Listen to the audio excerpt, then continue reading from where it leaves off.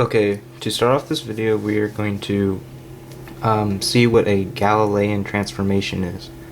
The best way to see exactly what this is to define two coordinate systems. I'm just going to define one here. Let's just say this is a person, Bob. His coordinate system is like this. This is y, x, normal coordinate system. And he is at rest, meaning this coordinate system is going to just stay here. It's not going to move. And then we're going to define another one. This is Bob's friend, Mo. Okay. His coordinate system is going to be a little bit different. His coordinate system is going to be moving at a speed u. Okay. So, and they're both looking at a point in space P. Okay, so Mo is going to be moving to the right, and so that the distance between these two different y coordinates is going to be u, the speed, and some time, which is just a distance. Okay, and so we can define a relationship between the coordinates like this. X is going to be Mo's x coordinate is going to be Bob's x coordinate minus ut. Mo's y coordinate is just going to be simply equal to Bob's y coordinate, and you can't, well, there's no z coordinate, but that's also going to be equal to Bob's coordinate, and the time component is also going to be equal to Bob's time component. You see, because this y component is always going to be equal to each other, but the x component is going to be a little different, defined by this term. So this is the Galilean transformation. Say Bob is moving in a car at, just to make this, at 100,000 miles per second, and Mo is moving at the speed of light, which is 186,000 miles per second. Sorry. So, according to this transformation, if we differentiate the first equation for speed, this one, dx prime over dt is equal to dx over dt minus u, because dt over dt is 1. So what that says is that, according to Bob, he thinks that Mo is only moving 186,000 miles per second. So by measuring the speed of the light going past the car, one could determine the speed of the car, 100 miles per second, if they get this number of the speed of the light. So what the experimenters at the time were trying to do was figure out the speed of the Earth, or the velocity of the Earth, but what happened was that it failed, and we'll see the consequences of that. Okay, so one of the most famous experiments that I was talking about is called the Michelson-Morley experiment. To simply define this apparatus, we have a light source A that shines onto a light splitter. So this is plate B. Plate B splits the oncoming wave of light perpendicularly up to a mirror C and parallel to another mirror E. These distances L are exactly the same. So in this apparatus, the simple test is that the source it fires, let's just say, a single wave of light that gets split to both ends, and because they're mirrors, they bounce back. And because it's the same distance and the same speed, the speed of light c, which we mentioned earlier, 186,000 miles per second, and they're both reflected backwards. What happens is that the two waves will interfere constructively. They're in phase. So now, let's see what we would expect to see if the apparatus was moving to the one shown in the first example, where Mo was moving to the right and Bob was stationary. We will apply this. We'll apply that example. You have the source, and it's going, and then right when it hits plate B, the plate C, or the mirror C, starts moving at a speed u, just like in the Bob and Mo example, and B also begins to move with the speed of u, and so does E. B, the receiving plate, and E with the speed of u. Okay, so what happens is, once, like I said, this beam gets shot up here, but since it's a wave, it moves kind of like this. So while it's moving at the speed of light in all the different directions, mirror C has moved a distance of u and some time. Let's just call this time 1.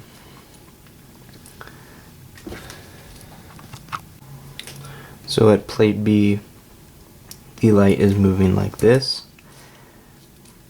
until it hits, well, it's moving in all directions until it hits plate C. So this was C before it started moving. This is C after it started moving. And the distance between is u, the speed, times some time. Okay, so after that, the light is then reflected symmetrically this way.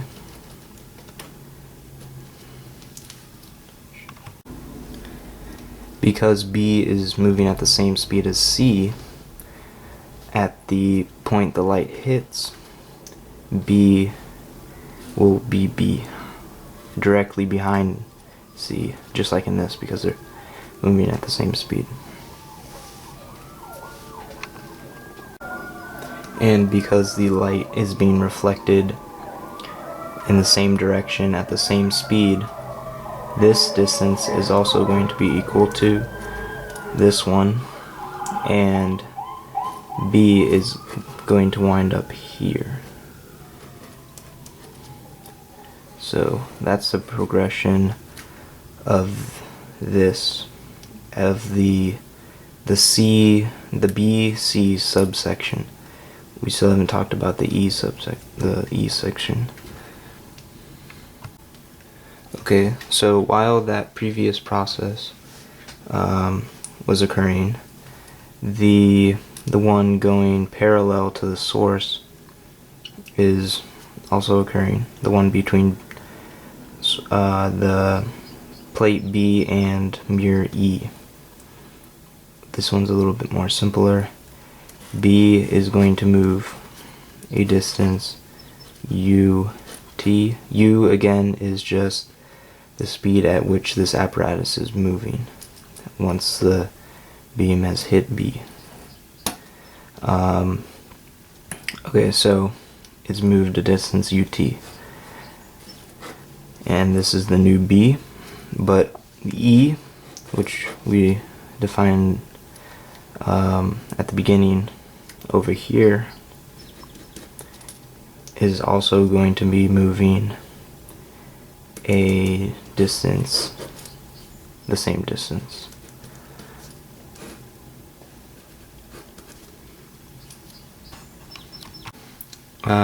Okay, so what does this all tell us? What this tells us is that if you do some of the math, you'll find out that the times should be slightly different at the arrival times of the different lights. And what that means is once the lights are reflected back from the both half sections, you could call them, the receiving plate B will receive them at different phases, like this. And what that implies is that the two beams will interfere not constructively like in the first simple experiment where the mirrors were at rest, but it'll be interfering deconstructively, and that's what we would expect. Without getting too much into the math, you can try to work it out yourself, but this is what happens. In the previous one where the light is going from B to E and being reflected back, the time is going to be equal to 2L, the length, divided by C over 1 minus U2 divided by C squared. C squared is the speed of light which the source light is moving at. And for the second one where it's being bounced back like this, that one where the mirror, the C mirror, that time is going to be equal to 2L over C over the square root of 1 minus U squared over C squared. So they are pretty similar. So by comparing these with different U speeds, you'll find that the time to go to C and back is a little less than the time to go to E and back.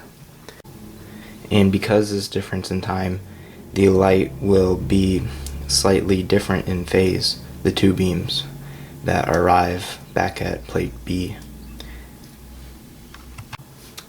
What happened in the actual experiment was the two experimenters were trying to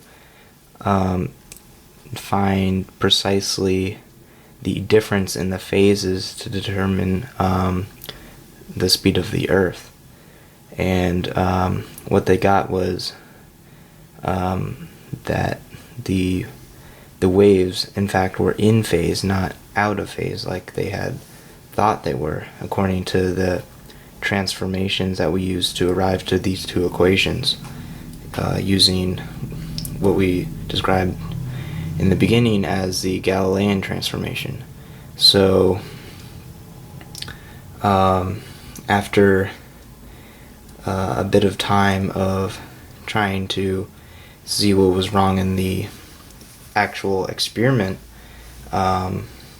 they decided that perhaps the Galilean transformation was flawed. So a scientist named Lorentz decided to create an easy way to make these two times equal, like the experiment showed.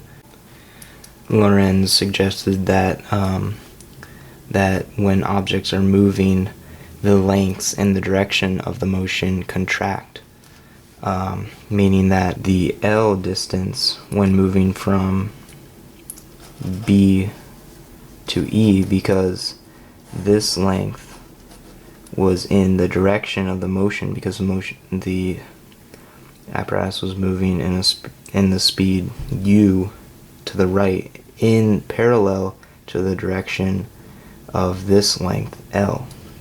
So we have the length that is parallel to the direction is going to be equal to the original length at rest times this.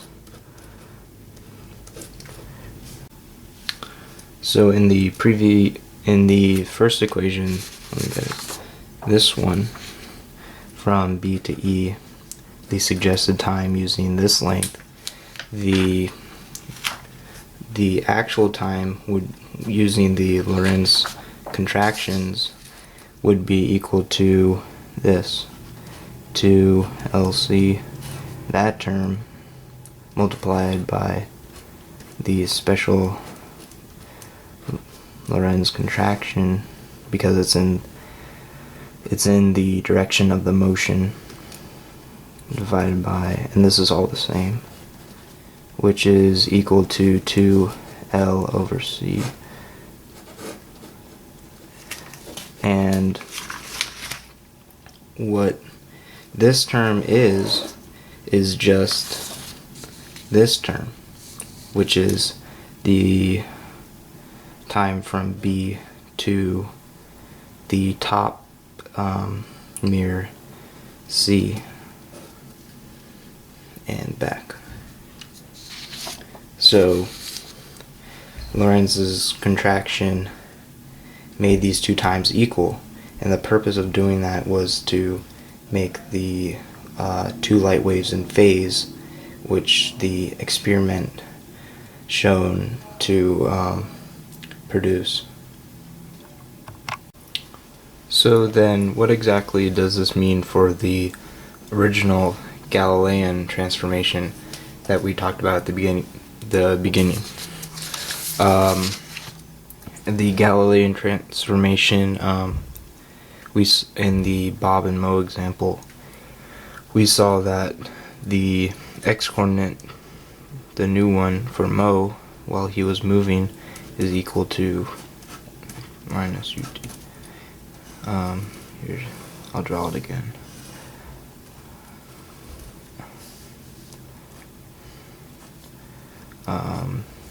The one that's moving is Mo, and the one that's stationary is Bob.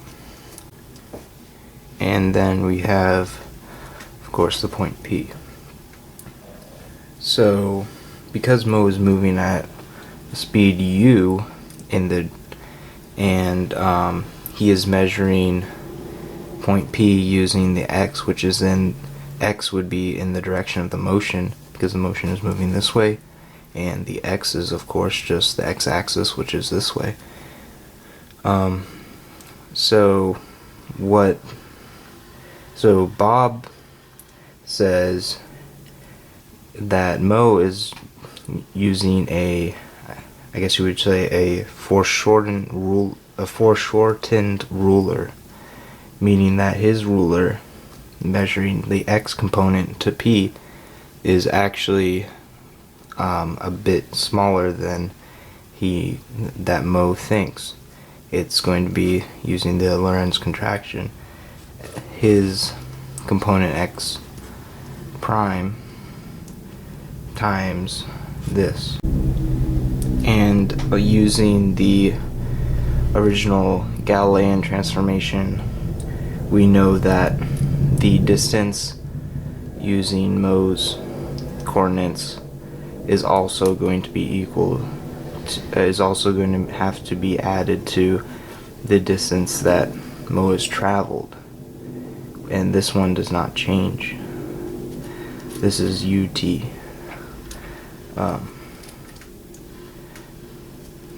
So you just add that to this term, and you get what the x,